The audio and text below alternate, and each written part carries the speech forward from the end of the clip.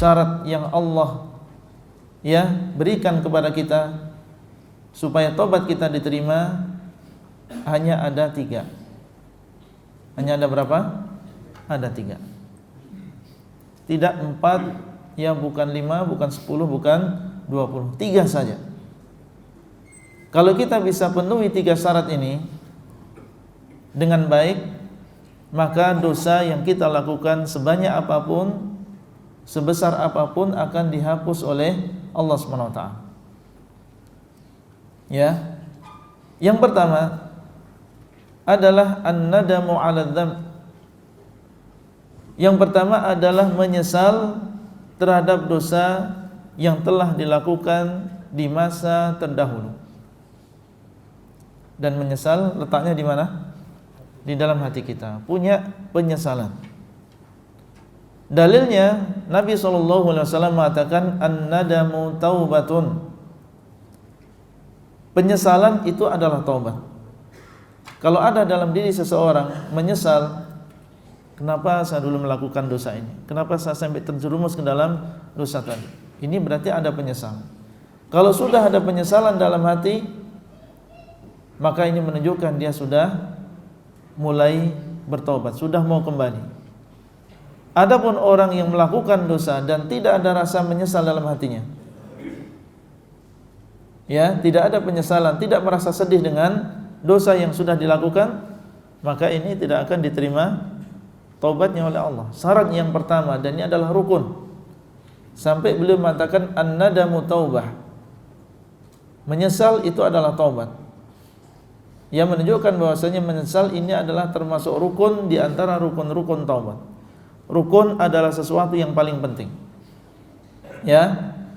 Kemudian yang kedua, cara bertaubat atau di antara syarat taubat atau rukun taubat adalah seseorang meninggalkan dosa. Meninggalkan dan menanggalkan dosa tadi. Halan, seketika itu. Harus segera memisahkan diri dari dosa ini. Tidak terus-menerus melakukan dosa. Menyesal diiringi dengan memisahkan diri dari dosa tadi, meninggalkan dan menanggalkan dosa tadi. Dalilnya adalah firman Allah SWT di dalam surat Ali Imran ayat yang ke-135, walladzina idza fa'alu fahishatan aw dhalamu anfusahum dzakarullah fastaghfaru lidzunubihim wa may yaghfirudz dzunuba illallah wa lam yusirru ala ma fa'alu wa hum ya'lamun. Allah menyebutkan sifat orang-orang yang bertakwa. Mereka adalah orang-orang yang apabila melakukan kemaksiatan atau mendolimi diri mereka sendiri, mereka ingat Allah. Ingat tentang bahwasanya Allah syadidul iqab. Allah SWT sangat pedih azabnya. Fastaghfaru lidzunubihim. Kemudian akhirnya mereka memohon ampun kepada Allah atas dosanya. Wa may yaghfirudz dzunuba illallah, dan siapakah yang mengampuni dosa selain Allah? Walam yusirru ala ma fa'alu, dan mereka tidak terus-menerus melakukan dosa tadi. Walam yusirru ala ma fa'alu, tidak terus-menerus melakukan dosa tadi. Wahum ya'lamun, sedangkan mereka mengetahuinya. Menunjukkan bahwasanya syarat atau rukun taubat yang kedua adalah seseorang meninggalkan, tidak terus-menerus melakukan dosa tadi. Berkata Ibnu Katsir, tabu min dzunubihim, dia kembali kepada Allah, meninggalkan dosanya, kembali kepada Allah an qarib, dalam waktu yang dekat.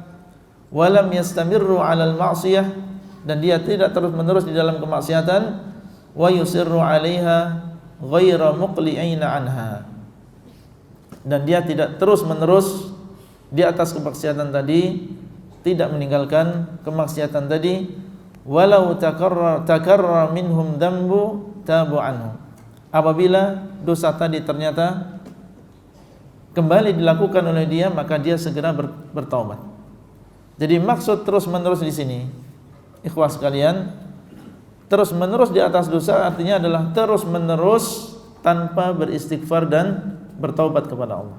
Itu dinamakan terus-menerus.